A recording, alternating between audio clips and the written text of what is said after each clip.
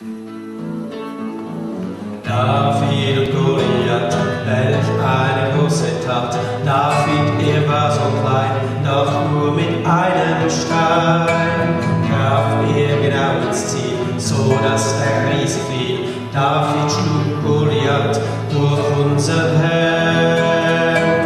Wer von euch es wagt, kämpft mit Goliath. Der Riese schrie so laut, dass alles davon erschrak. Alle rannten fort, keiner blieb am Ort, nur einer hatte Mut, denn er glaubte an die Kraft. David und Goliath, welch eine große Tat.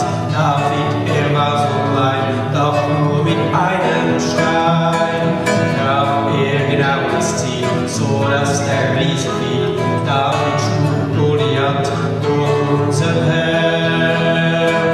David nahm kein Schwert, das war ihm nichts wert. 5 Steine nahm er nur, ging auf den Riesen zu. Als der Riese sah, wer der Kämpfer war, hat er ganz nachgedacht: Du, wer bist denn du? David und Goliath, welch eine große Tat. David, er war so klein, doch nur mit einem Stein traf er genau ins Ziel, so dass der Riese fiel.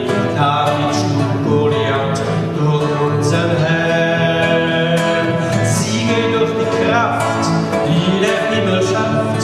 Der Starke ist so stark, wenn es unser Herr so will. Die Geschichte lehrt, es ist keines wert, wenn man ein Riese ist, der Glaube aber fehlt. David und Goliath, welch eine große Tat.